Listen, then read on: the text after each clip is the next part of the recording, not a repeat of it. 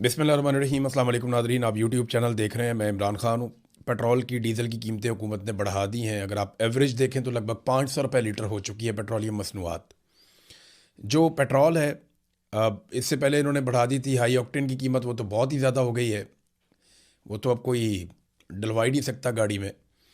तो जो आम पेट्रोल है उसकी कीमत 458 रुपये और जो डीज़ल है उसकी कीमत 520 रुपये इन्होंने कर दी है।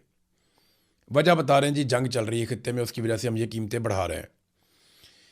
इमरान खान के दौरे हुकूमत में 150 रुपये वाला जो फ़ी लीटर पेट्रोल था वो आज 458 रुपये का है और जो डीज़ल 146 रुपये का था वो आज 520 रुपये का है।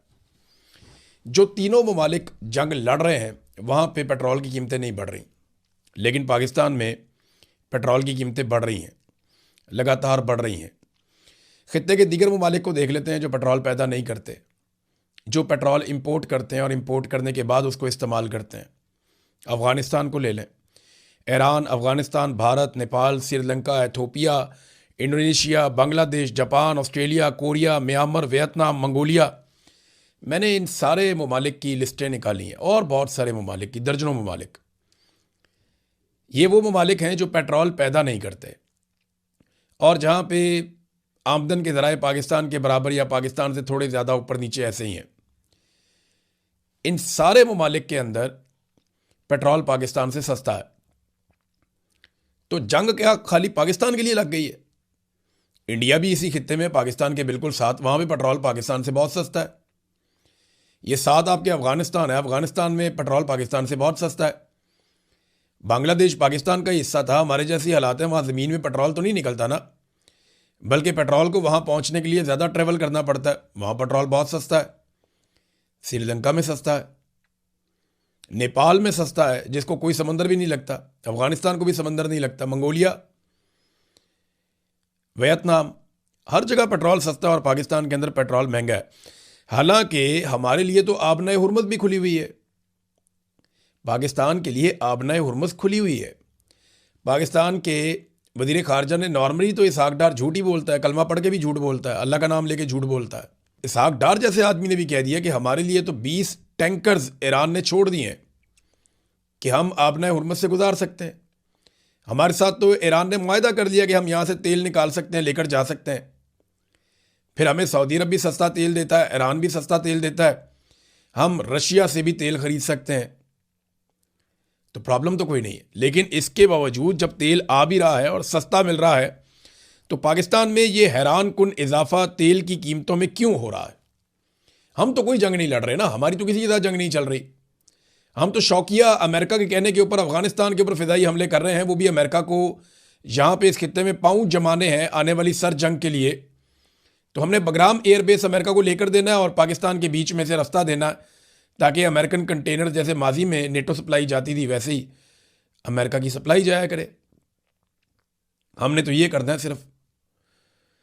तो इस वक्त पूरे खित्ते में पाकिस्तान सबसे ज़्यादा ऐसा मुल्क है जहाँ की आवाम को मार पड़ी है, और मारा किसी बाहर से नहीं, हुकूमत ने मारा है। और पाकिस्तान वो वाहिद मुल्क है जिसको सबसे ज़्यादा सहूलतकारी भी मिली है ईरान की जानिब से। आपने हुर्मुज़ में इनके तेल के इनके कंटेनर गुजरते हैं, इनको कोई नहीं रोकता, इनके झंडे लगे हुए गुजरते रहते हैं। ट्रंप ने गवाही दी है, सागडार ने कहा है। लेकिन इसके बावजूद अवाम की कमर क्यों तोड़ी गई ये मैं आपको अब बताता हूँ। हुआ यह है कि पाकिस्तान के अंदर तक कारोबारी ज़िंदगी चल ही नहीं रहा। पाकिस्तान की मईशत का पहिया जाम हो चुका है। मौजूदा सरकार के पास सिर्फ 3 रास्ते हैं खसारा पूरा करने के लिए। पाकिस्तान लगातार खसारे में जा रहा है और अवाम के ऊपर बोझ डाल डाल के ये पाकिस्तान को डिफ़ॉल्ट से बचाने की कोशिश कर रहे हैं। सरकार किसी किस्म का बोझ उठाने के लिए तैयार नहीं है। अगर वो तैयार होते तो 11-11 अरब के अय्याशी वाले तैयारे ना खरीदते। फिर कभी हनीमूनों की खबरें आती हैं, कभी वैलेंटाइन की खबरें आती हैं। अजीबो गरीब किस्म की इनकी हरकतें हैं बेशर्मों की। और अब इतने महंगे तैयारे खरीदने के बाद ये कौम से उम्मीद करते हैं कि कौम कफ़ायत शारी करेगी। अभी शहबाज शरीफ की गाड़ियां गिनी है, 30 से ऊपर गाड़ियां थी उसकी।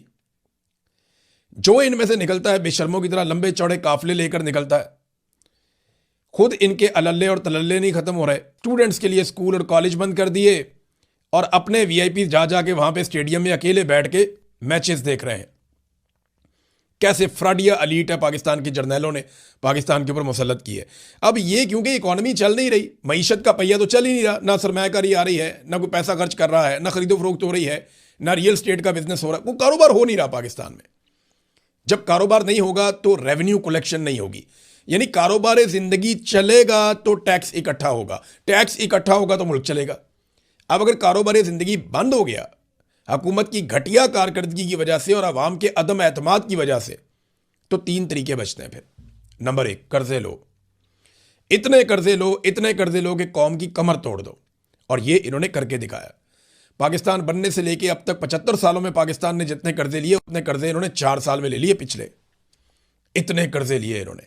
सारी हुकूमतों ने मिलकर, सारे जर्नैलों ने इतने कर्जे नहीं लिए जितने आसिम मुनीर ने और शहबाज शरीफ ने मिलकर ले लिए।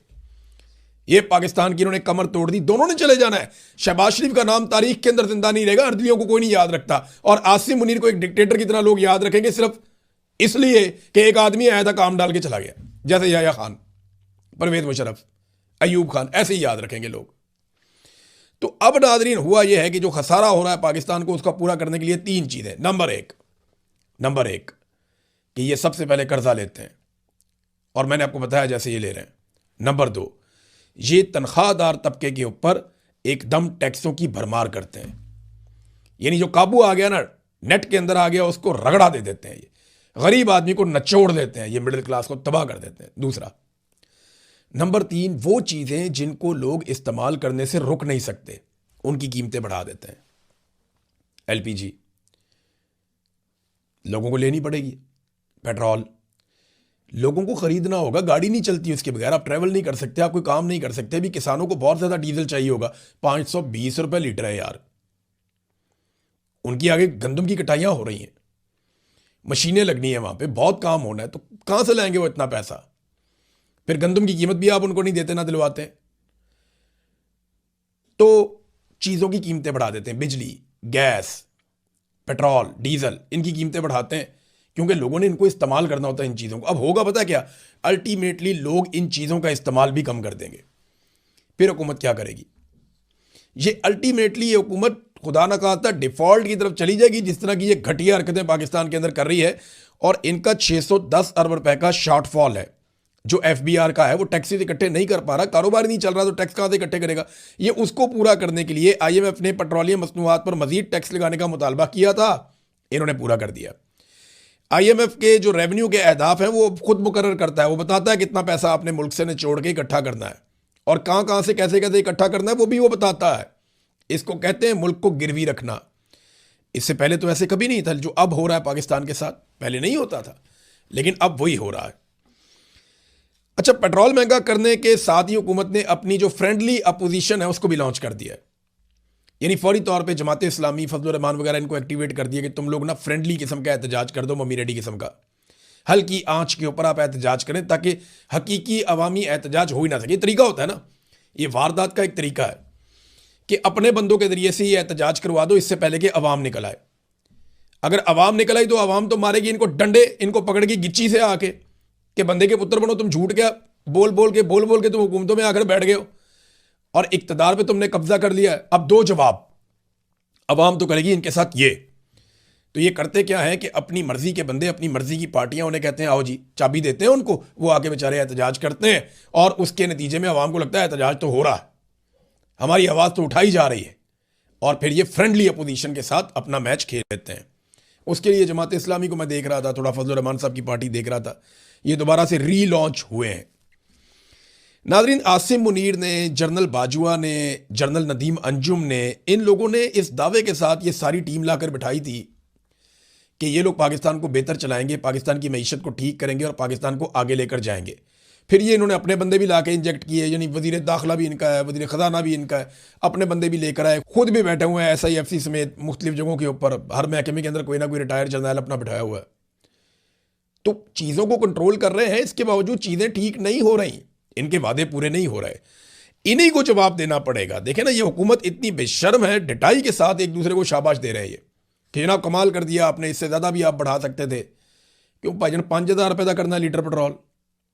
नहीं जी, आप इससे ज़्यादा बढ़ा सकते थे, शुक्र है आपने इतना ज़्यादा नहीं बढ़ाया। वो इतना ज़्यादा पाकिस्तान की तारीख में कभी नहीं बढ़ा जितना आपने बढ़ा दिया पकड़ के। वो 458 रुपए का, 520 रुपए का लीटर। फॉर गॉड सेक यार, आप क्या कर रहे हैं पाकिस्तानियों के साथ? या पूरे रीजन में कोई ये नहीं कर रहा अपनी कौम के साथ? हमारी तो जंग भी नहीं हो रही अभी किसी के साथ। अगर हमें जंग लड़ना पड़ गई तो बेड़े गड़क कर देंगे हमारा। अभी तो हमारी जंग नहीं हो रही, और जिनकी जंग हो रही है वहां पे ये फर्क नहीं पड़ रहा इन चीजों का। वो अपना अशियाए खुर्दोनोश भी ठीक है, बाकी चीजें भी ठीक है। इमरान खान साहब के दौर के साथ जरा मवाजना करते हैं, और याद रखिएगा उन तमाम टाउट्स को जो मौजूदा रजीम को डिफेंड करते हैं, जो हाइब्रिड निज़ाम की तारीफें करते हैं, वो सारे इस तबाही के लिए जिम्मेदार हैं। ये जो दहशत गर्दी है, सरमायाकारी ख़त्म हो गई, मईशत तबाह हो गई, ह्यूमन राइट्स की बेशुमार वायलेशंस हो गई, ये जो महंगाई है, ये सारे टाउट्स बराबर के हिस्सेदार हैं और जिम्मेदार हैं, जो रोज़ाना कॉलम लिख लिख के, रोज़ाना बयानात दे दे के, रोज़ाना वीलॉग कर करके बताते हैं नहीं जिन्हें बड़ी कामयाबियां मिल रही हैं, क्या ज़बरदस्त शानदार कामयाबियां मिल रही हैं, झंडे गाड़ दिए, ये गाड़ दिए झंडे उन्होंने। अब नाज़रीन, इमरान खान साहब के दौरे हुकूमत में भी तेल महंगा हुआ था, लेकिन कितना? 150 रुपये लीटर पेट्रोल और 146 रुपये लीटर डीजल। और इंटरेस्टिंग बात आपको बताऊं, इमरान खान साहब के दौर में आलमी मंडी में तेल बहुत महंगा हो गया था। और एक और दिलचस्प बात आपको बताऊं, आज भी आलमी मंडी में पेट्रोल उतना महंगा नहीं हुआ जितना महंगा इमरान खान साहब के दौरे हुकूमत में हो गया था। आज जंग के बावजूद आलमी मंडी में पेट्रोल उतना महंगा नहीं हुआ जितना इमरान खान साहब के दौरे हुकूमत में महंगा था। वहां तक अभी भी नहीं पहुंचा। वो उतना महंगा पेट्रोल खरीद के इमरान खान जो है वो 150 रुपए का लीटर बेच रहा था, और ये उससे सस्ता खरीद के आज 500 रुपए का लीटर तक लेकर चले गए हैं। 520 रुपए लीटर डीजल ये बेच रहे हैं, जो वो 146 रुपए लीटर बेच रहा था। ये किया इन्होंने पाकिस्तान के साथ, और फिर ये कहते हैं जनाब कि हम आके ठीक कर रहेंगे, हमने जनाब मईशत संभाल ली है, हमने आम आदमी को पकड़ लिया, मैं अपने कपड़े बेच दूंगा। वो नए से नए कपड़े पहन के पूरी दुनिया के टूर लगा रहा है जिसने कपड़े बेचने थे। वो दूसरी जो कहती थी मेरे अब्बा ने दिल पे पत्थर रख लिया है, वो अब्बा दिखाई नहीं देता कहीं पे, अब किधर गया? वो कहती जी मेरा दिल अवाम के लिए धड़कता है, वो जनाब उसका दिल तैयारे के अंदर धड़क रहा है, जनाब तैयारा कदे इधर जा रहा है कदे उधर जा रहे हैं, उसकी लोकेशन छुपा रहे हैं। यहां से आप अंदाजा करें। इमरान खान ने कहा था मेरे पाकिस्तानियों मैं तो बर्दाश्त कर लूंगा, आपसे नहीं होगा। ये मामला उधर ही जा रहा है। वो तो बर्दाश्त कर रहा है ना, कौम के लिए, अपने लिए, अपनी जीत के लिए, अपनी तबीयत से मजबूर है कि वो हार मानता नहीं है, उसकी ट्रेनिंग में नहीं है। वो लड़ता जाएगा लड़ता जाएगा लड़ता जाएगा अपने मुल्क के लिए, अपने लिए। लेकिन उसने कहा था मैं तो बर्दाश्त कर लूंगा, आपसे नहीं होगा। तो पाकिस्तानियों को उसके साथ पूरी ताकत से उस वक्त खड़े होना चाहिए था जब वो ये बात बता रहा था। हम रूस से ले सकते थे तेल, हमने नहीं लिया। इमरान खान इसी रास्ते पे चल रहा था ना जिससे जर्नैलों को जो है वो मुसीबत पड़ गई थी। फिर अमेरिका से सिफारिशें करवा के वहां से साइफर आ गया और इमरान खान को निकाल के बाहर कर दिया। अभी रशिया ने एक दूसरा बहरी जहाज भी भिजवाया क्यूबा में। पहले एक भिजवाया था, अब दूसरा ही भिजवाया। ये 8-10 दिन का तेल अब उनके पास है। वो कहते हैं जी हम और भी भेज रहे हैं। ये अमेरिका को एक बहुत बड़ा चैलेंज है। अमेरिका क्यूबा को कमज़ोर करना चाहता है, रूस उसकी मदद कर रहा है।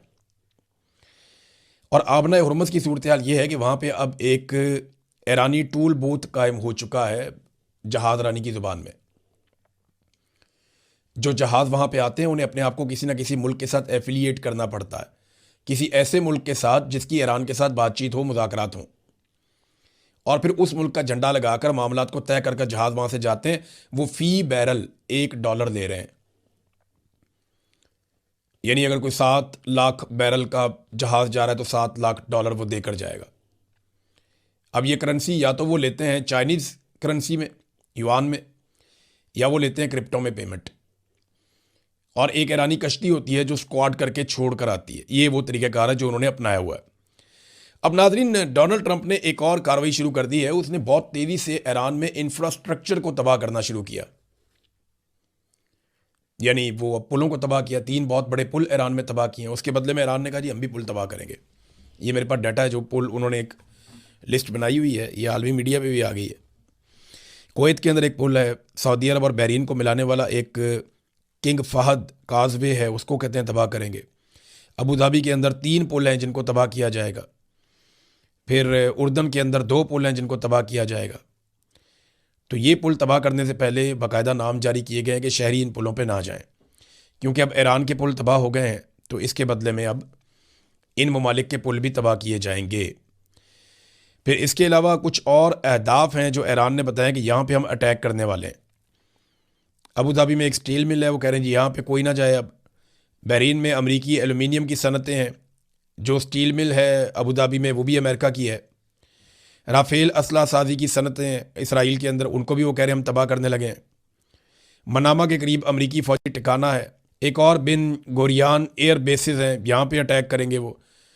तेल अबैब में, हीफ़ा में, एलात में, नकब में और दीगर जगहों पे कोई फ़ौजी मराकज़ हैं। वो सारी उन्होंने एक लिस्ट दी हुई है ईरान ने कि हम यहाँ पे अब हमले करने वाले हैं।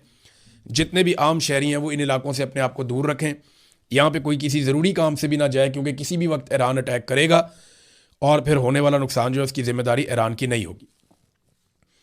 अमेरिका लगातार ईरान का इंफ्रास्ट्रक्चर इस उम्मीद पर तबाह कर रहा है कि एक दिन ईरान की कमर झुक जाएगी और ईरान कहेगा जी बैठे हम मुज़ाकरात कर लेते हैं। अमेरिका को फेस सेविंग चाहिए, जीत का तासुर चाहिए, लेकिन वो ये जानते नहीं हैं कि ईरानी मरते भी जाएंगे ना, वो पीछे नहीं हटेंगे।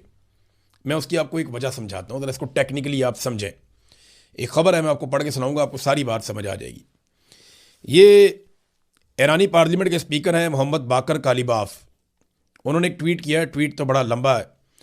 उन्होंने बताया कैसे वो अपनी जवानी में बंदूक लेकर निकले अपने मुल्क की हिफाजत के लिए। उनका भाई शहीद हो गया, उनके बहुत सारे दोस्त शहीद हो गए। उन्होंने अपना वो दुख बताया, वो तकलीफ़ बताई, लेकिन उन्होंने ये भी बताया कि हमारे पास दूसरा ऑप्शन कोई नहीं होता। हम दुश्मन से लड़ते हैं अपनी मट्टी के लिए और हम ऐसे ही हैं हमेशा से, और हज़ारों साल की उनकी तारीख है। तो उन्होंने बताया कि अब तक जो, बल्कि मैं आपको ना वो एक दो जुमले हैं उनके जिसके अंदर सारी कहानी है वो मैं आपके सामने रखता हूँ।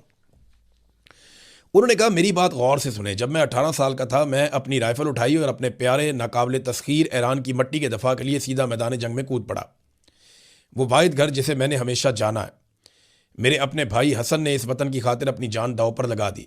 वो कभी भी घर वापस नहीं आया। आज तक मेरा दिल तड़पता है कि काश मैं उसे एक बार फिर सीने से लगा सकता। इस तरह का दर्द इंसान को कभी नहीं छोड़ता। वो अकेला नहीं था, मेरे और बहुत सारे भाई थे जो खून के रिश्ते में तो नहीं थे लेकिन एक ख़ानदान की तरह थे। वो लोग जो शेरों की तरह लड़े और हमेशा के लिए मेरा हिस्सा बन गए। लेकिन हम यही तो कहते हैं कि हम अपनी पसंदीदा सरजमीन के लिए अपना सब कुछ, जो कुछ हमारे पास है, कुर्बान कर देते हैं। हमने ईरान के लिए अपनी जवानी, अपना खून और अपना हर आने वाला कल निछावर कर दिया। हम जंग पसंद नहीं है, लेकिन जब अपने वतन के दिफा का वक्त आता है तो हम में से हर एक सिपाही बन जाता है, अपनी कौम के दिफा में खड़े होने के लिए अपनी आमादगी का ऐलान करता है। मैं आपको एक सच्ची और दिल से निकली हुई बात बताता हूँ, ईरानी सिर्फ अपने मुल्क की दिफा के लिए बातें नहीं करते, हम इसके लिए अपना खून बहाते हैं। हमने पहले भी ऐसा किया है और हमसे दोबारा जब भी उम्मीद होगी हम ऐसा ही करेंगे। अगर आप हमारे घर पर हमला करने आएंगे तो आपका सामना पूरे ख़ानदान से होगा। हम पूरी तरह तैयार, मुसल्ला और सर उठाकर खड़े हैं। मुकाबला हमसे, आप मुकाबला करके देख लें। फिर इसके साथ साथ उन्होंने ये भी बताया कि 70 लाख ईरानी जो हैं वो इस लड़ाई को लड़ने के लिए आ गए हैं। यानी इसराइल और अमेरिका के साथ जंग के आगाज़ के लिए 70 लाख ईरानियों ने फ़ौजी खिदमात के लिए रज़ाकाराना तौर पर ख़ुद को जंग के लिए पेश कर दिया। मैंने को बताया थोड़े दिन पहले ये 10 लाख थे। अब एक हफ़्ता गुजरा है, एक हफ़्ते के अंदर जो है वो अब तक जो इनकी तादाद हो गई है वो 70 लाख हो गई है। वॉलंटियर्स, हम जंग लड़ना चाहते हैं। मुझे बताएं 70 लाख की फ़ौज के साथ कौन लड़ेगा? ये पूरा मुल्क ही लड़ने के लिए आ जाएगा। तो अमेरिका ने ना एक मुसीबत पाल ली है। इससे निकलने का सबसे बेहतर तरीका यह है कि इसके ऊपर डायलॉग किया जाए, और डायलॉग करने के लिए ईरान को उन ममालिक के साथ छोड़ा जाए जिनके साथ वो कंफर्टेबल है। जंगबंदी की जाए गैर मशरूत तौर पे, फौरी तौर पे। तमाम स्टेक होल्डर्स रुक जाएं, हमले बंद कर दिए जाएं, और फिर आबनाए हुर्मुज़ को खुलवाने के लिए और ईरान के साथ बातचीत करने के लिए कोई एक टीम बनाई जाए आलमी सतह की, और उन ममालिक की जिन पे वो एतबार कर सकता है, जैसे कि स्पेन है, जर्मनी है, फ्रांस का किरदार भी उतना बुरा नहीं रहा, जापान बात कर सकता है, चाइना रशिया बात कर सकते हैं। फिर मुसलमान मुल्कों को अगर आप देखें तो तुर्की, पाकिस्तान और मिस्र, हत्ता कि बहुत अच्छा रोल प्ले कर सकता है ओमान, कतर भी। तो ये एक सऊदी अरब का लीडिंग रोल होता है, लेकिन सऊदी अरब के साथ क्योंकि ईरान ने बहुत, उनकी सरजमीन से अटैक आए भी हैं ईरान पे और ईरान की जानिब से वापस भी गए हैं, तो वो ज़रा थोड़ा मुश्किल हो जाएगा। लेकिन ये मामला ऐसे हल हो सकता है, और अगर ताकत से करते जाएंगे तो ये आखिरी ईरानी भी आ जाएंगे ना तो वो लड़ते ही रहेंगे आपके साथ, जो मुझे उनकी समझ है। जैसे अफ़गानी हैं इसी तरह ये ईरानी भी हैं और ये लड़ेंगे। अब तक के लिए इतना ही, अपना ख्याल रखिएगा, अपने चैनल का भी। अल्लाह हाफ़िज़।